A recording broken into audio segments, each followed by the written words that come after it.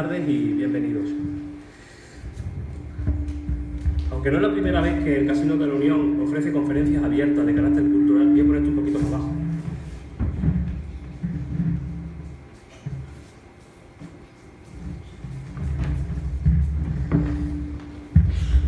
No es la primera vez que el Casino de la Unión ofrece conferencias abiertas de carácter cultural, sí nos gustaría que esta fuera la primera de muchas ediciones a celebrarse de cara al futuro y hacer del Casino de la Unión un referente y parte de la agenda cultural y social de Valencia de Alcántara. Antes de nada quisiera agradecer a las personas que en estos momentos se encuentran al frente de la asociación y en especial a Inés Antúnez y a Ángel Ávila por su dedicación y colaboración en la celebración de estas jornadas. También, por supuesto, agradecer a los ponentes que nos van a ilustrar con sus conocimientos, investigaciones y hallazgos que nos harán entender la idiosincrasia de nuestro pueblo, un pueblo singular tanto por su ubicación como por su entorno y evidentemente por su historia. Con esta charla pretendemos llevar a cabo durante el mes de julio, dar a conocer la historia de Valencia de Alcántara a través de las distintas etapas por las que ha atravesado. Las jornadas, como habréis visto, están organizadas cronológicamente y como punto de partida hemos elegido la Edad Media. Después abordaremos los siglos XV y XVI desde la visión que nos transmite el barrio gótico de la mano de la arquitecta Yolanda Morante Caballero, la cual está realizando un doctorado sobre el barrio gótico y el entorno histórico-artístico. También trataremos el siglo XVI y XVII, donde Alberto Dorado Anejos nos mostrará sus conclusiones sobre el estudio que está elaborando sobre el contexto de la Guerra de Convención, y terminaremos con curiosidades y anécdotas de los siglos XIX y XX, recopilados, entre otras muchas fuentes, por la Sociedad de Casinos de Artesanos, de la mano de Gabriel Moreno. Para esta primera charla, permítanme que le dé la bienvenida a José Manuel Cochero Cerrón, profesor y coordinador de Historia del Instituto Gustavo Valverde y escritor de numerosos artículos que ha compaginado con su labor docente, como estudios sobre el callejero, sobre la muralla, la posterior demolición de la muralla o el origen de la ermita de los Remedios. Sin más preámbulos, pido un fuerte aplauso para José Manuel Cochero Cerrón.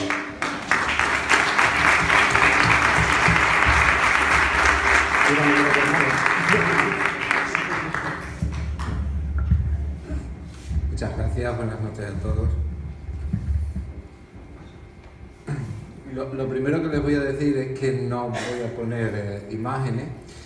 Había pensado en un principio sí ponerlas, pero luego pensé que si esta conferencia yo la diera en otro sitio cualquiera, pues sí que sería muy necesaria, pero estando aquí me parecía un poco ocioso poner una foto de la calle Cortizada, por ejemplo, o tener que explicar dónde está la iglesia de Rocamadour mediante imágenes, ¿no? Por eso he decidido que era mejor prescindir de ello.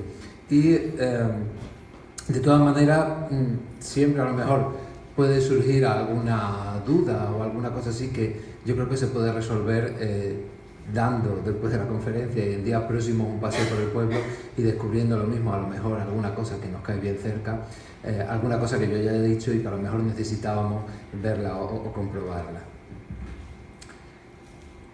No sé si se me oye bien. Sí. Bueno, el periodo del que voy a hablar es una época complicada, la Edad Media. Digo que es complicada porque hablar siempre de este periodo es difícil porque los conocimientos que tenemos y los datos que tenemos sobre esta época de la historia, la verdad es que no son muchos, pero bueno, vamos a intentarlo y a ver si sacamos un poco y sobre todo intentaré no aburrirles sobre todo mucho. Cuando tenemos que hablar en principio de la Edad Media, el primer punto es hablar de la época de dominación musulmana de Valencia de Alcántara. La verdad es que de esto sí que sabemos más bien poco porque no tenemos fuentes documentales que nos citen a Valencia de Alcántara, citan a Marbao, por ejemplo, con cierta frecuencia, pero nunca a Valencia de Alcántara, y además el problema es que tampoco tenemos restos visibles, ni siquiera arqueológicos, de la presencia musulmana en Valencia de Alcántara. Lo único efectivamente que sabemos es que sí que existía aquí una población en Valencia de Alcántara, pero lo conocemos desde el otro punto de vista. Desde el punto de vista de la reconquista, de cuando los cristianos llegan y reconquistan un territorio que antes evidentemente había sido musulmán.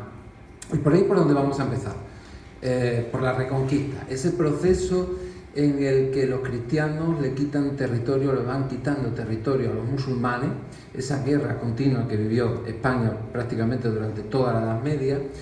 Y aquí en la zona donde nosotros vivimos, la Reconquista llegó en torno al año 1166, cuando el rey de León, Fernando II, consiguió conquistar Alcántara, conquista el castillo de Esparragal. El castillo de Esparragal es un castillo que, bueno, las ruinas o lo poquito que queda de él está ahí muy cerca de Santiago de Alcántara, conquista Valencia de Alcántara y conquista Alburquerque.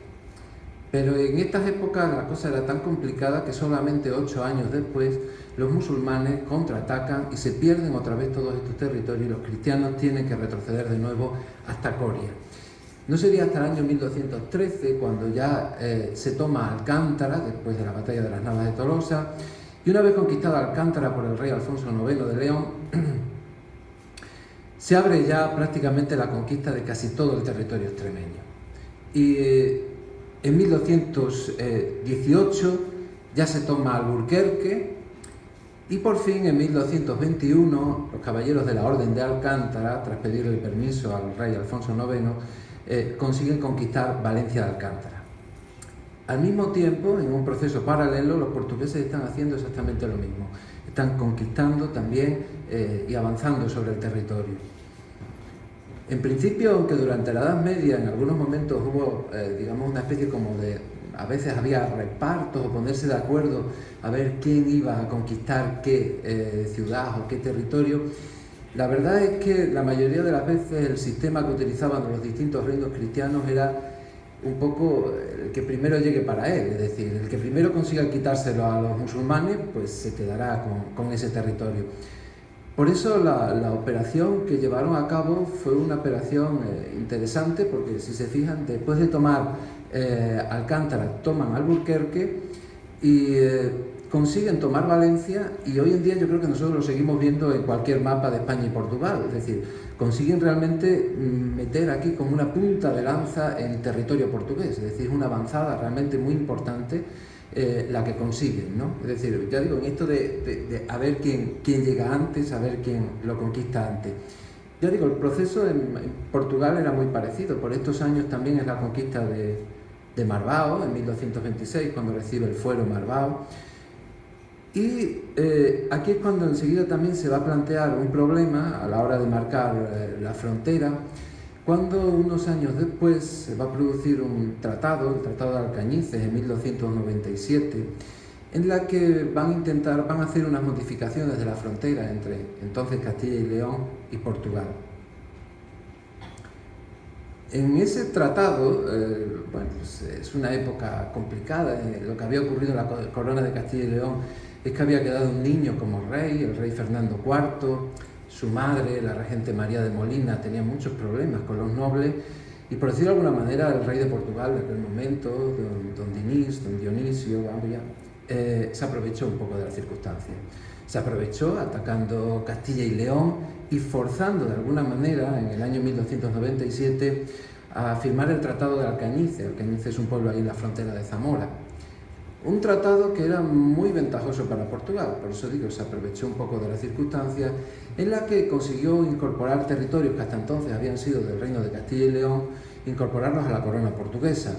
Son territorios en el norte, en el valle del Tocoa, pero fundamentalmente aquí en la zona de Extremadura es cuando los portugueses incorporan Campo Mayor, Ouguela, que es un castillo que está ahí muy cerca, y Olivenza, que habían sido unos territorios que en principio los habían conquistado el rey de León, pero en este tratado se ven obligados a ceder. Y por compensar de alguna manera, el rey de Portugal lo que hace, don Diniz, es que dice que a cambio de esos territorios que recibe, él renuncia a los derechos que tenía sobre Valencia de Alcántara, sobre Herrera de Alcántara y sobre el castillo de Esparragal.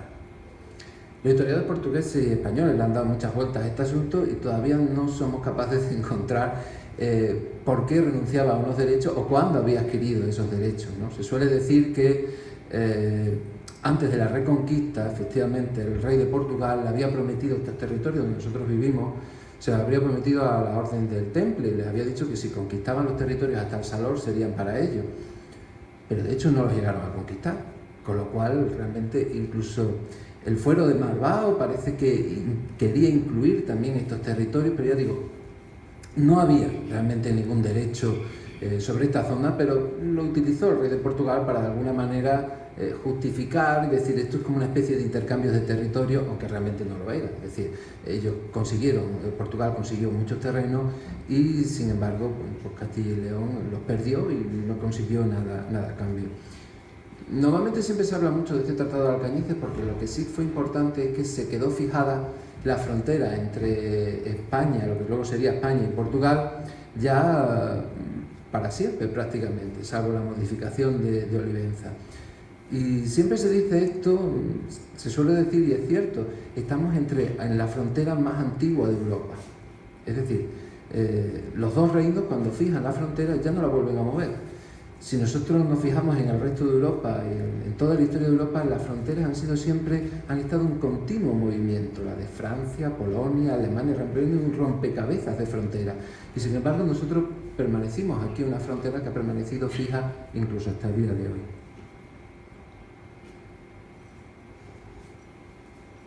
De esta manera, desde entonces, se quedan, digamos, Malvao y Valencia de Alcántara aquí vigilando un poco la frontera y teniendo ese papel. Es muy curioso cómo cuando nosotros miramos los escudos heráldicos, tanto de Malvao como de Valencia de Alcántara, son muy parecidos. El escudo de Valencia es un castillo con una llave a cada uno de los lados, y el de Malvao es también un castillo con una llave a cada uno de los lados. Cambia prácticamente el color y demás, aquí en rojo, allí en azul, y están demostrando un poco el papel que tenía cada una de las poblaciones. Es decir, un castillo con una llave es porque son la puerta auténtica de la frontera, la puerta de Portugal y la puerta de Castilla y León.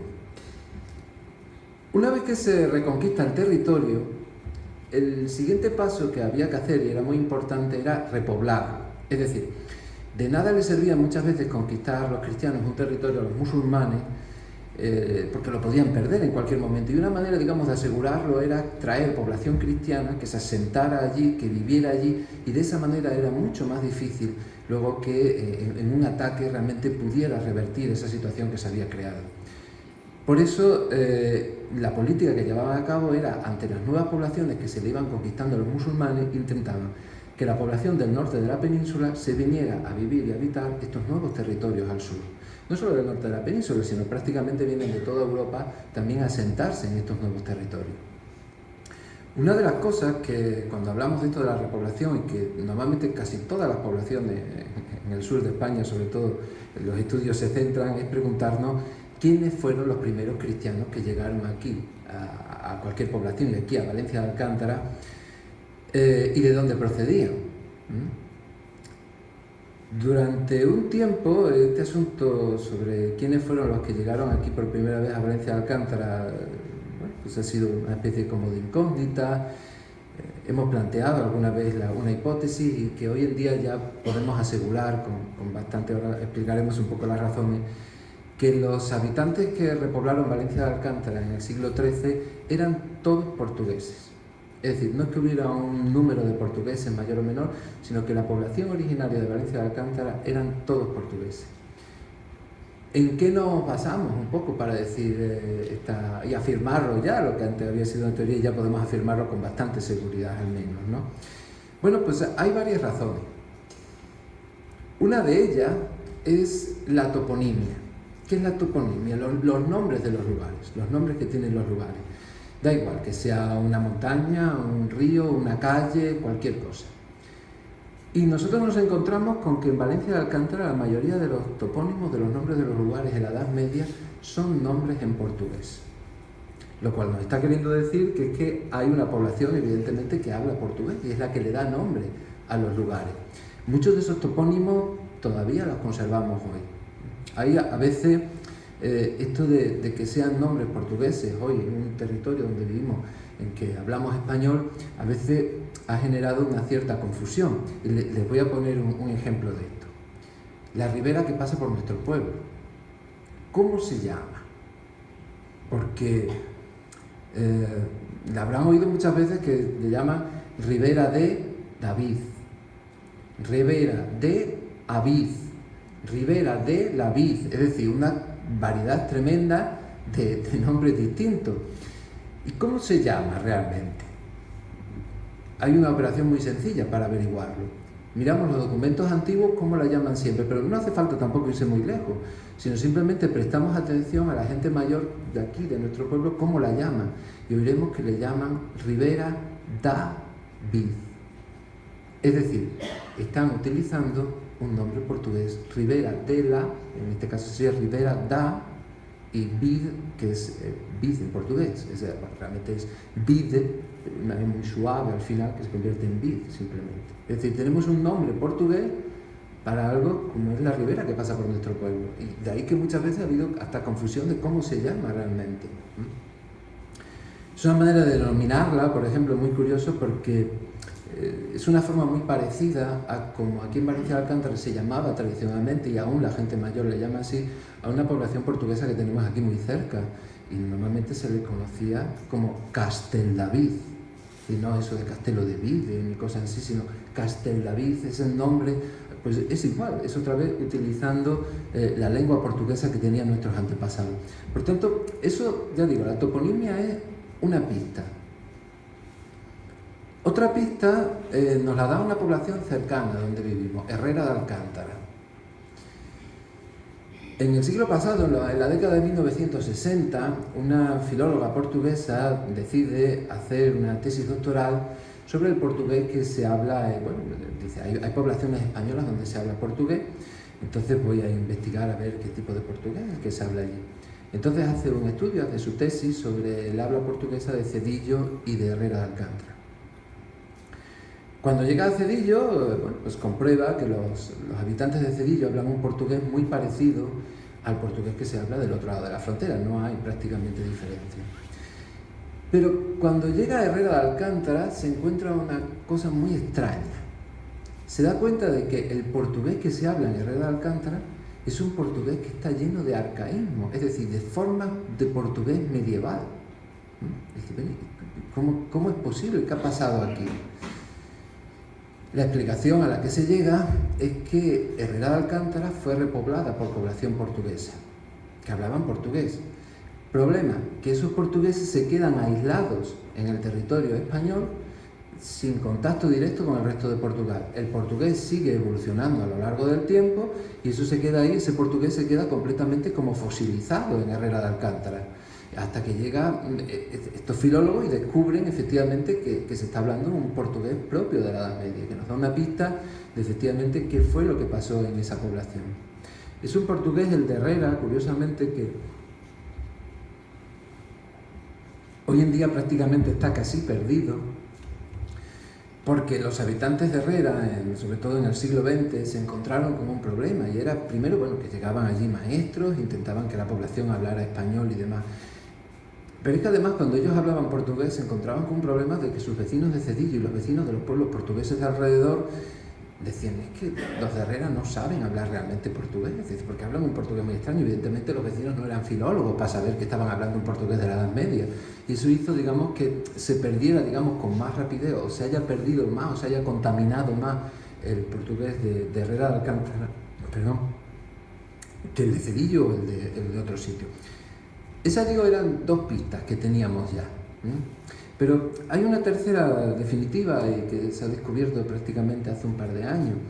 Y es que haciendo una investigación se descubrió en el archivo la Real Chancillería de Granada, se descubren unos documentos de los que nosotros ya sabíamos el título de esos documentos, pero se han descubierto enteros esos documentos.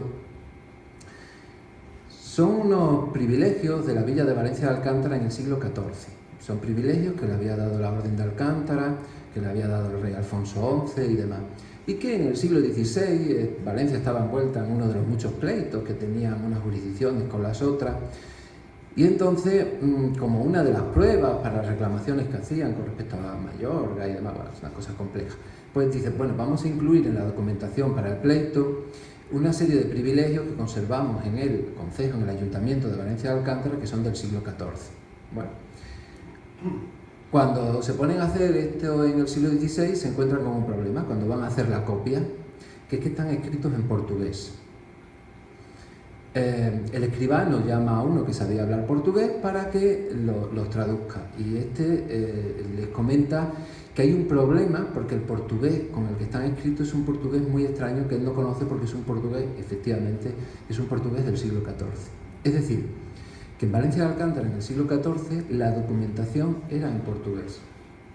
Y esto es muy curioso porque estos documentos son privilegios que les da el rey de Castilla o que les da la Orden de Alcántara y que evidentemente el original estaría escrito en castellano, pero que la copia que se le da al Concejo de Valencia de Alcántara y que se conservaba en el Ayuntamiento de Valencia de Alcántara está en portugués. Evidentemente lo tuvieron que traducir porque si no, no lo entenderían. Y eso nos está queriendo decir que no solo es que hay un número importante de población portuguesa en Valencia de Alcántara en el siglo XIV, sino que incluso quienes controlan las autoridades del concejo se expresan en portugués, con lo cual necesitan que la documentación esté en portugués. Entonces, ya digo, son 3 pruebas definitivas que nos demuestran que Valencia de Alcántara, digo, fue repoblada completamente por portugueses y eran personas que hablaban portugués. Claro, cuando decimos esto, ya enseguida nos podemos plantear, o quizás se estén planteando 2 cuestiones, que las voy a plantear yo, y es que, bueno, pues si los que vivían aquí eran portugueses, quizás el rey de Portugal, cuando reclamaba que esto era portugués, tendría razón, porque claro, si aquí vivían portugueses, pues esto formaría parte de Portugal.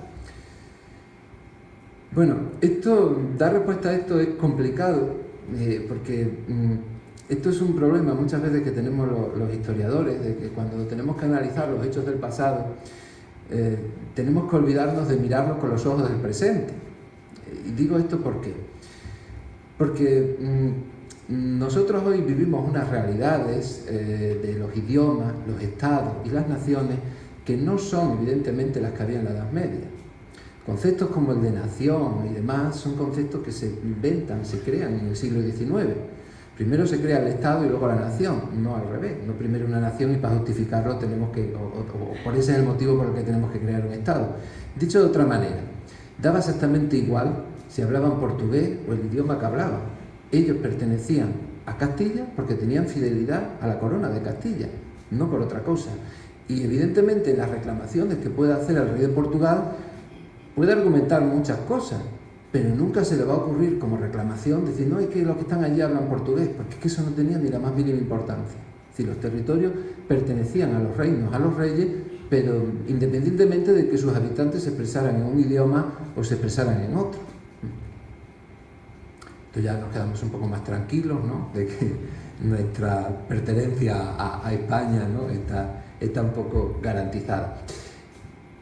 Otra pregunta que nosotros nos podemos hacer es que si esto era así, ¿por qué no estamos nosotros hablando ahora mismo? ¿Por qué no estoy dando yo esta conferencia en portugués y todos me están entendiendo porque hablamos todos portugués? Es decir, ¿qué nos ha pasado? Bueno, pues lo que ha pasado simplemente es que, al contrario de Herrera, nosotros vivimos en un sitio de frontera.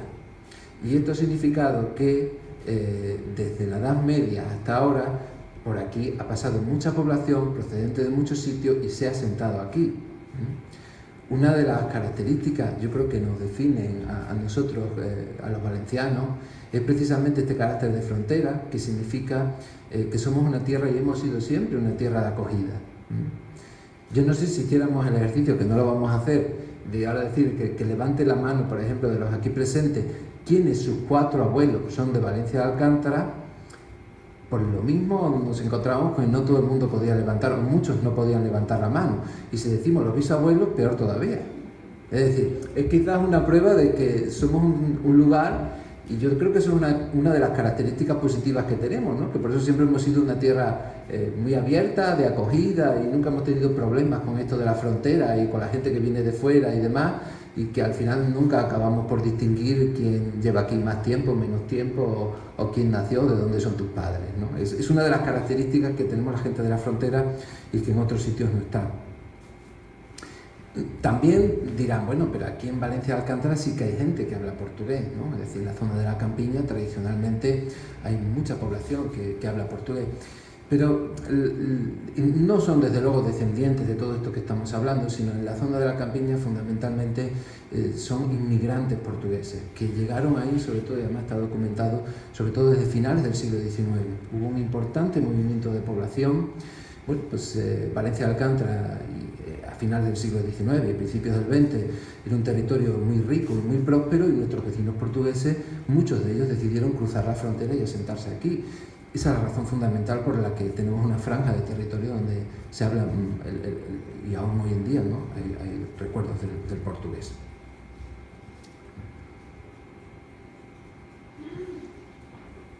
Bueno, hablando ya de otro tema, vamos a hablar un poco también de cómo se organizaban todos estos que llegaban aquí, cómo se organizaba o cómo era Valencia de Alcántara. Y desde el primer momento prácticamente en que se conquista Valencia de Alcántara, esto va a funcionar como un concejo. Como un concejo. ¿Qué significa eso? Que tenemos, digamos, un cierto grado de autonomía política. Es decir, son los propios habitantes de Valencia de Alcántara los que se autogobiernan. Se juntan, efectivamente, se ayuntan, de ahí viene el nombre de ayuntamiento, y de concejales y de todo esto, para gobernarse a sí mismos. Ellos tienen una serie de derechos, una serie de privilegios que normalmente aparecen recogidos en un documento que se llama los fueros. Los fueros es el documento que normalmente daban los reyes, en este caso la Orden de Alcántara, y donde aparecían especificados cuál era el grado de autogobierno, cuáles eran los derechos y los deberes de los ciudadanos que tenían esa potestad de poderse autogobernar. El Fuero de Valencia lo conservamos, es del año 1262, aunque todos coinciden en que ese no es el fuero original, sino que es una ampliación del que ya teníamos en principio, y que, ya digo, nos define un poquito como una población con cierta independencia política. De tal manera que eso es lo que también permitía que las personas vinieran a vivir aquí. Esas personas que decía yo que venían del norte, en este caso del norte de Portugal, a vivir a estos territorios, lo hacían porque tenían una serie de ventajas. Es decir, las autoridades les daban un solar y les daban tierras para cultivar de manera gratuita para que se instalaran aquí. Entonces, bueno, pues esa era una oferta hasta cierto punto apetecible. El problema que muchas veces le ocurría a los concejos es cuando bueno, pues esas tierras de labor que se daban y demás, pues se iban repartiendo, pero a veces sucedía, o llegaba a suceder el problema de que, bueno, pues tú procurabas que la tierra que te daban estuvieran a una distancia de la población en la que tú pudieras ir y venir todos los días. Pero a veces sucedía de que ya esas tierras estaban otorgadas y tú querías unas tierras y ya caían muy lejos. Entonces, para resolver este problema, lo que hacían los concejos es que daban tierras que estaban más lejos, normalmente a más de 10 kilómetros de distancia, que evidentemente yendo en caballo, en burro, andando, ya es una distancia no para ir y venir todos los días andando. Pues ya cuando daban esos territorios también decían, bueno, pues a los que damos estas fincas en estos sitios más alejados, que pueden edificar allí también sus casas. Y es como se van formando pequeñas aldeas que dependen administrativamente de Valencia de Alcántara. Se llaman aldeas o lugares, y que surgen al amparo, efectivamente, y pertenecen en todos los sentidos a Valencia de Alcántara. Estas empezarían a funcionar desde los primeros momentos de la Edad Media. Lo que pasa es que nosotros solo podemos afirmar cuando aparecen por primera vez en un documento. Por ejemplo, Alcorneo aparece ya a principios del siglo XIV, aparece en un documento ya como una aldea de Valencia de Alcántara. Probablemente existía antes, como seguramente existió antes, lo que pasa es que no es hasta el siglo XV cuando aparecen por primera vez el actual San Vicente de Alcántara, Santiago de Alcántara, El Pino y Jola. Aparecen a finales del siglo XV, pero probablemente, ya digo, existieron antes. También es muy posible que antes existieran también algunas de estas otras aldeas que, sin embargo, no consiguieron prosperar. Esto ha pasado mucho y en otros sitios, en otros concejos como el de Badajoz, lo sabemos muy bien, localizamos aldeas que de repente, bueno, pues por cualquier circunstancia fueron abandonadas. Y probablemente aquí en Valencia ocurriría algún caso de estos. Un sitio que no tenemos ninguna prueba documental, pero que, por ejemplo, tiene todas las características de haber sucedido algo así, es la zona de San Benito, donde está el Valle de San Benito y la ermita de San Benito, que es una zona donde se ve que ha habido una fuerte población durante la Edad Media y que probablemente se trató de una de estas aldeas que no llegó a prosperar. Algunas realmente no prosperaron mucho, como Alcorneo, pero bueno, pues aún están ahí presentes, y otras llegaron a prosperar tanto como San Vicente de Alcántara, que en el siglo XVII consiguieron separarse de Valencia de Alcántara y convertirse ellos a sí mismos, pasar de aldea a ser villa y tener su propio ayuntamiento. Y ya Santiago de Alcántara, que lo haría ya mucho más tarde, en el siglo XIX.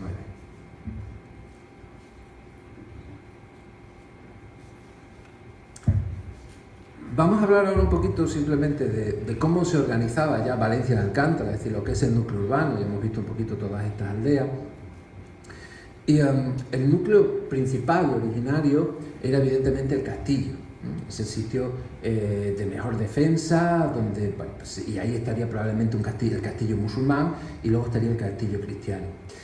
Al lado, la iglesia de Rocamadour. Digo al lado porque el castillo medieval original efectivamente era mucho más pequeño del que tenemos hoy en día, y la iglesia de Rocamadour estaba separado. También la iglesia de Rocamadour era mucho más pequeña de la que nosotros podemos ver hoy en día. Y probablemente ese fue todo el núcleo original de Valencia de Alcántara. Hoy nos cuesta mucho trabajo pensar cómo sería, pero hemos de pensar en una iglesia de Rocamadour completamente rodeada de casas y de calles en toda esa zona, ocupando parte de lo que es actualmente el castillo. Y digo que nos cuesta mucho trabajo imaginarlo porque en el siglo XVII, en una de las guerras con Portugal, los portugueses arrasaron completamente toda esa zona. Quedó toda completamente destruida. Es decir, se quedó un vacío, sin calles, sin casa y nada, que iba desde la iglesia de Rocamadour y desde el castillo hasta la plaza del ayuntamiento, hasta la plaza mayor. Quedó completamente vacío. Luego, en siglos posteriores, se reconstruyen la calle Santa María, la calle San Juan, parte de la calle del Toro, parte de la calle Santiago, parte de la calle Rocamadour, pero todas las viviendas que hay ahí son a partir del siglo XVIII. Por eso, muchas personas cuando vienen a Valencia de Alcántara y cuando uno está esperando encontrar la parte más antigua de la población, siempre suele estar pegada al castillo. Y sin embargo aquí en Valencia no. Es decir, las casas que tenemos ahí en esa zona de la calle Santa María, ya digo, y demás, no tienen ni arcos góticos ni nada parecido, porque son muy posteriores, son del siglo XVIII. Con lo cual perdimos también, ya digo, todas las noticias o saber cómo era realmente ese núcleo originario de Valencia de Alcántara. Ahí habría un núcleo originario de población. Y luego un segundo núcleo, y este es curioso, estaría en torno a la desaparecida también en la misma guerra, pero esta vez fuimos los castellanos los que la derribamos, la iglesia de Santiago, que fue la segunda parroquia después de Rocamadour en importancia que tenía Valencia de Alcántara. Esa iglesia de Santiago, que probablemente estuviera situada en el entorno de la calle Istúriz, la actual calle Istúriz, estaba en un sitio, la verdad es que muy bueno, porque si se fijan por ahí, esa zona de la calle Istúriz es una zona llana, encima estaba entre el puente para atravesar la ribera, el puente de piedra, y la fuente de la dehesa, con lo cual era un sitio realmente pues apetecible, ¿no? Eso nos hace pensar que quizás fuera un núcleo originario, y ya sería pues, aventurar mucho de que fuera realmente un núcleo incluso cristiano en época musulmana, o algo así como puede suceder en otras ciudades como Cáceres o como incluso sucede en Castelo de Vide y demás, en torno a las parroquias de Santiago. Pero bueno, ya digo, queda ahí un núcleo. Está en una zona tan llana que cuando en Valencia se levantan las murallas medievales, la quedan fuera de la muralla. Es decir, esto era una cosa que hoy quizás nos sorprenda, pero resultaba bastante habitual. Es decir, si uno tenía la mala suerte de que vivían las autoridades del momento cuando trazaban la muralla, pues a lo mejor te quedaban tu casa y tu barrio fuera de la muralla. Es decir, en otras poblaciones lo que ha ocurrido es que la población ha crecido tanto que ha sobrepasado la muralla.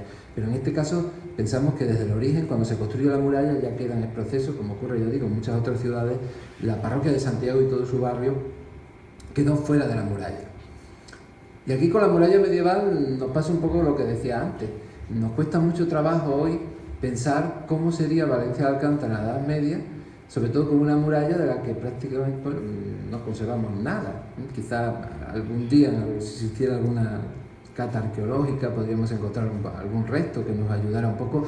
Mientras tanto, nos tenemos que fijar en la documentación y nos habla de una muralla con un número importante de torres, almenadas, que rodeaba toda la población, y con un número importante de puertas, hasta 8 puertas tenía la muralla medieval de Valencia de Alcántara.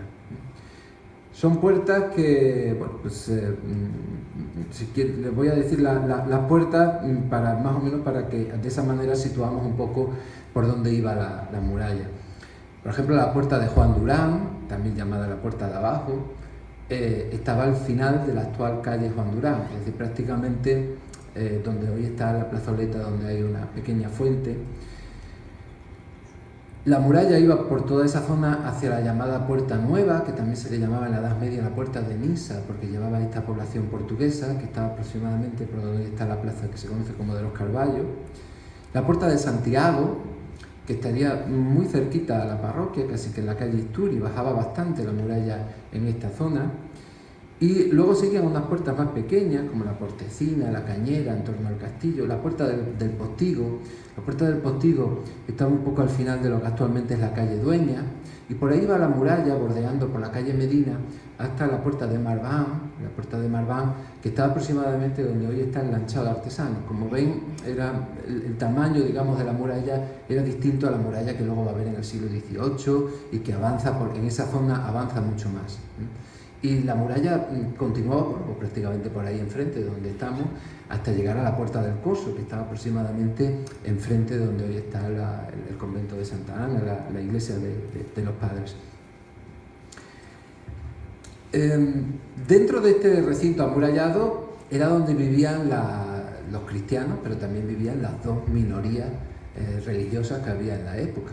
Los judíos, en torno a su sinagoga, en el entorno de lo que actualmente es la Plaza Mayor, y los mudéjares. Los mudéjares era que cuando todo esto que estamos hablando de la repoblación y demás, los musulmanes se fueron, pero no se fueron todos. Quedó un número pequeño de musulmanes que siguieron viviendo aquí en Valencia de Alcántara, y que las fuentes nos lo dicen desde el siglo XIII. Dice, hay ahí musulmanes y vivían todos prácticamente juntos en lo que se llamaba la morería, que podemos localizarla, que estarían en lo que es el entorno de la calle Cortizada y lo que sería la zona del callejón de la Mezquita, que aún conserva ese nombre. Es la mezquita que tenían ellos en su propio barrio, igual que los judíos tenían su sinagoga en su barrio, ellos tenían la mezquita, que nunca efectivamente llegaría a ser la mezquita principal de Valencia de Alcántara, que quizás estuviera más en el entorno del castillo, quizás la iglesia de Rocamador se levantara encima de esa mezquita. Pero ya digo, los musulmanes vivían ahí en una zona muy cerca a la zona de las huertas, que había ahí, todavía llamamos, ¿verdad? La ronda, se llama la ronda de las huertas. Y ahí era donde se situaba, ya digo, toda la población musulmana. Valencia de Alcántara durante toda la Edad Media no para de crecer. Es un mecanismo que hace la Orden de Alcántara y hacen los reyes, intentando que aquí haya el máximo número de población posible, y sobre todo lo hacen de una cosa estratégica, y es que hay que fortalecer, digamos, la frontera de cara a Portugal, porque los portugueses están haciendo lo mismo. Es decir, en Portugal desde el siglo XIII, bueno, pues estaba ahí Marvao, pero los portugueses han querido fortificar esta frontera y han fundado Portalegre, han fundado Castelo de Vide, han fundado Alegrete, han fundado Arronche, todas villas con su castillo y su muralla, para protegerse efectivamente. Y aquí realmente por eso hay un interés especial en que Valencia de Alcántara vaya creciendo. Y crece tanto que a finales del siglo XV ven que las dos parroquias que tiene Valencia son insuficientes para tanta población y piden permiso para construir una tercera parroquia, que es la parroquia que hoy conocemos como de la Encarnación. Es un momento que probablemente en esta época, con la construcción de la parroquia, es cuando también se organiza el espacio actual que conocemos como la Plaza Mayor, que probablemente surgiría en esta época como el espacio que hoy conocemos, donde se van a ir, sobre todo ya durante el siglo XVI, edificando ya los edificios públicos que va a tener la villa. Una Plaza Mayor que queda en una posición curiosamente excéntrica, es decir, hoy no estaba ni mucho menos en el centro de lo que era la Valencia de Alcántara en la Edad Media. Es decir, si nosotros queremos buscar un sitio más céntrico, iríamos a la zona de la plazuela de las Cuatro Calles, donde además convergían tres de las calles que iban a tres puertas de la muralla. De hecho, el trozo de la actual calle Fernando Fragoso, que iba de las Cuatro Calles hasta la Plaza Mayor, se le conocía como la calle de la plaza, es decir, parecía que era casi que el único acceso que tenía la Plaza Mayor de Valencia de Alcántara. En el siglo XVI Valencia de Alcántara va a crecer todavía más. Yo creo que es la época de esplendor realmente de Valencia de Alcántara, es el siglo XVI, cuando experimenta un crecimiento que la convierte en la novena población de Extremadura.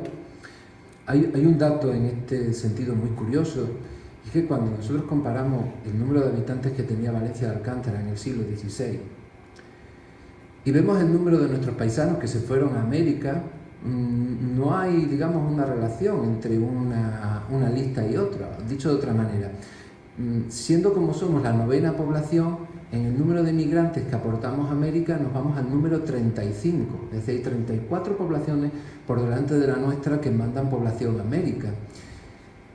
¿Por qué nuestros antepasados fueron de los extremeños más remisos a marcharse a América?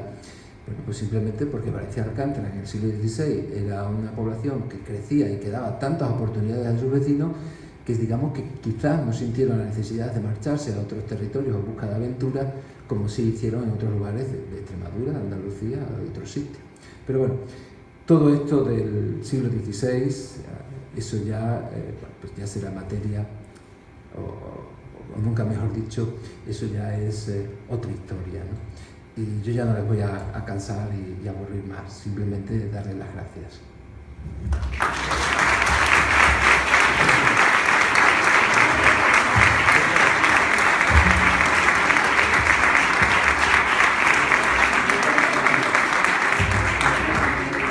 Un momentito, por favor. La verdad que ha sido una charla muy interesante, con muchas aportaciones y muchos datos que a mí me han llamado mucho la atención y que te hacen reflexionar sobre muchas cuestiones, ¿no? Si alguien tiene alguna cuestión, alguna consulta, algo que quisiera comentar, es ahora el momento. Yo vamos, se lo pediría, además, que me preguntaran cosas. Que yo encantado, vamos, en la medida de lo posible, pues... Yo quería consultarte una, hablando de las toponimias. Hemos dicho que no sabemos muy bien cómo se llama la Ribera de David. ¿Cómo se llama la Portalle? ¿Portasa? ¿Portagen? ¿Portasen? Claro, quizás pudiera pasar algo parecido allí. Claro, es que con esto de cómo llamamos a los sitios, y sobre todo nosotros cómo llamamos a los sitios de Portugal, hay una cosa muy curiosa, y es que nosotros somos una sociedad hoy en día alfabetizada. Entonces muchas veces cuando leemos los nombres, leemos nombres escritos en portugués y los pronunciamos como si fueran en español.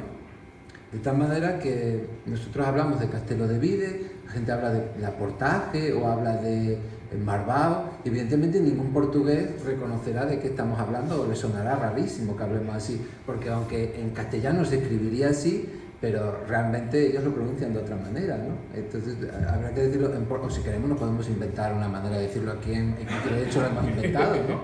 Porque eso de Marbao, pues dicen Marbao, ¿no? Con la nasal o Portaje, una cosa así.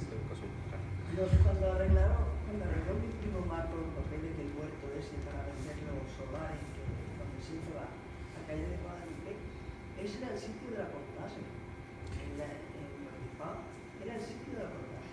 Sí, es que toda la población, y era una cosa también muy importante. Sí. Una cosa muy importante en la Edad Media era que el tráfico de mercancía, es decir, cuando tú querías introducir una mercancía para venderla en una población, tenías que pagar una especie como de impuesto, ¿no? Es decir, realmente hoy en día que hablamos del libre comercio y que prácticamente podemos venderle a China y los chinos nos venden a nosotros sin ningún problema, es muy difícil nosotros entender como si yo quería vender un producto en Albuquerque tenía que pagar yo una especie como de peaje para pasar y para poder vender allí el producto y demás. Y era un control muy exhaustivo que se tenía efectivamente para controlar las mercancías. Sí. ¿Alguna cuestión más? Sí, a mí me sorprende la lengua. Si fuimos pobladores portugueses, la verdad es que en el núcleo urbano casi nadie habla portugués ni por tradición ni por nada. Simplemente en las zonas rellenas sí, pero lo que es en el núcleo urbano no. Pues, no sé, me sorprende un poco que se haya perdido lo que es la lengua portuguesa y que si fuimos poblados por portugueses. Es un poco, por eso comentaba, que es un poco el carácter de frontera que tenemos. Es decir, un sitio como Herrera, que está relativamente aislado, es decir, hasta de Portugal y prácticamente de España, porque lo más cercano que tenían entonces era Valencia de Alcántara. Y cercano, pensemos, yendo en caballo, como mucho, ¿no? Y aquí, sin embargo, era un poco el efecto contrario, es decir, que hemos vivido un proceso de castellanización, es decir, de llegada efectivamente de población castellana aquí a Valencia de Alcántara, pues prácticamente a partir de la Edad Media, es decir, que se ha ido renovando, digamos, toda la población, y por eso, por ejemplo, es muy difícil encontrar apellidos portugueses aquí en Valencia de Alcántara si no son los que son relativamente recientes, ¿no? Y ha sido un proceso por el que hemos perdido, aunque todavía los filólogos, cuando tienen un poco que hablar de la manera dialectal que tenemos aquí en Valencia de Alcántara, todavía descubren que tenemos muchos restos del portugués en nuestra manera de hablar.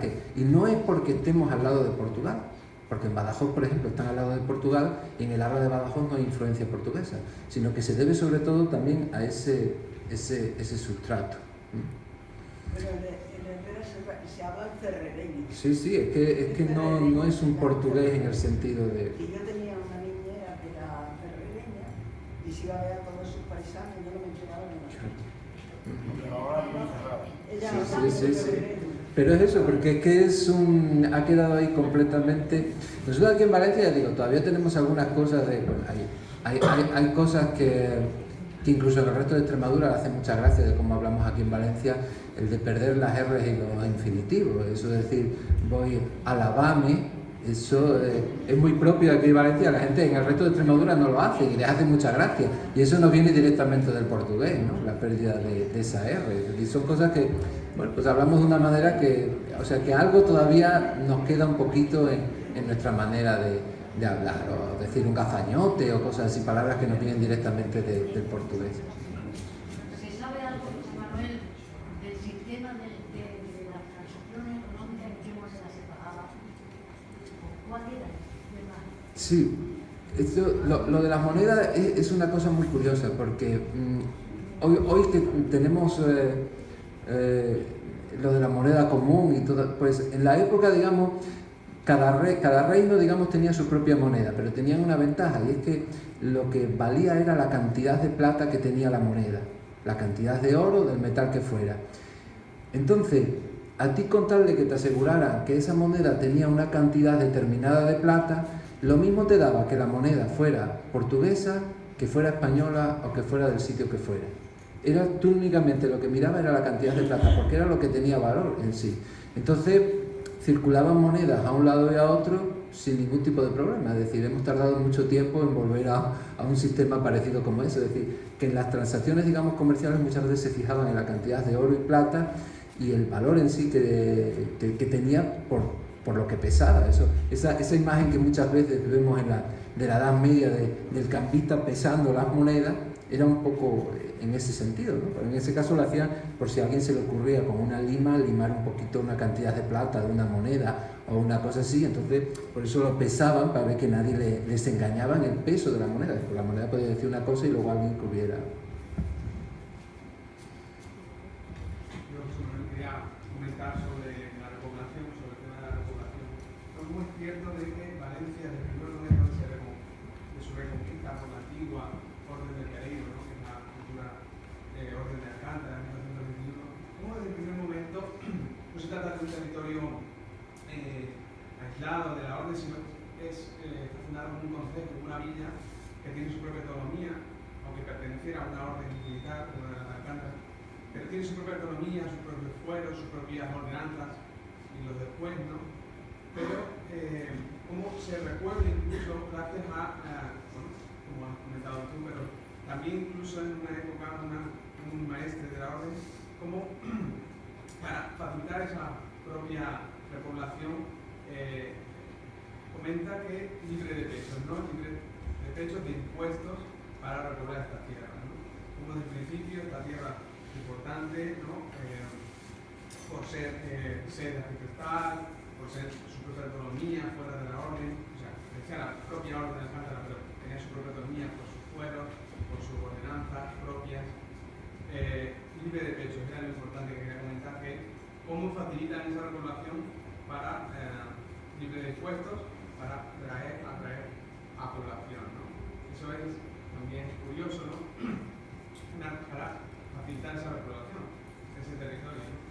Es importante también. Claro, es un poco por lo que decía antes, es una cuestión estratégica puramente, porque ya hemos dicho lo que estaban haciendo los portugueses, que es que estaban llenando de fortalezas prácticamente las fronteras. Y luego es muy curioso porque en la Edad Moderna, siempre que Valencia pide fondos para restaurar la muralla o cosas así, siempre dicen lo mismo. Dice, es que tenemos enfrente un número de villas portuguesas muy importantes, con muchos castillos y muchas... Y por eso, bueno, la cosa, digamos, de la repoblación de esta zona salió también, que al final la población más grande de la Orden de Alcántara era esta, incluso más que Alcántara. Es más importante que la propia sede. Claro. Y por eso desde el primer momento lo de ser un concejo es muy curioso, porque era lo que atraía, digamos, a la población, porque, por ejemplo, sabemos que en torno al castillo de Piedrabuena, al de Mayorga y demás, también había pequeñas aldeas, pero allí no tenían libertad, sino que estaban siempre bajo la autoridad del comendador de la Orden de Alcántara. No podían, digamos, gobernarse a sí mismos. Entonces, eso sí que era una cosa con la que... Y al final desaparecieron, han quedado las fortalezas y... Incluso eran encomiendas que incluso Sí, exactamente, es decir, que el concejo, bueno, y estaban muy entretenidos en esta época con una cantidad, y eso a nosotros nos da mucha documentación, los pleitos tan tremendos que tenían unas con los otros, con Alcántara, con Piedrabuena, que si sus ovejas vienen para acá, que si van para allá, que si cobran un impuesto, que si... Eso digamos que es lo que más información nos da de este periodo. Muy bien, pues bueno, pues muchas gracias, José Manuel. Sí me gustaría tener un detalle a la asociación por tu disponibilidad y bueno, por la charla que nos has dado, pero me gustaría que fuera el presidente de la asociación el que hiciera los honores y te entregara.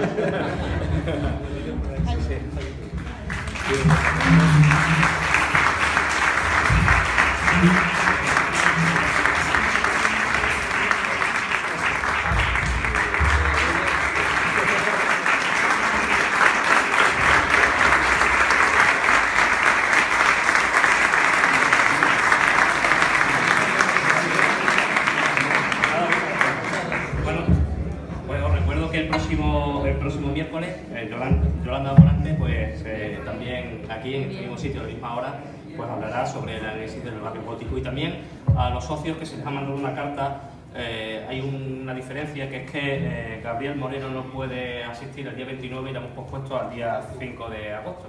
Así que bueno, quedan dicho y emplazamos a que la semana que viene pues nos veamos aquí otra vez. Muchas gracias por vuestra asistencia.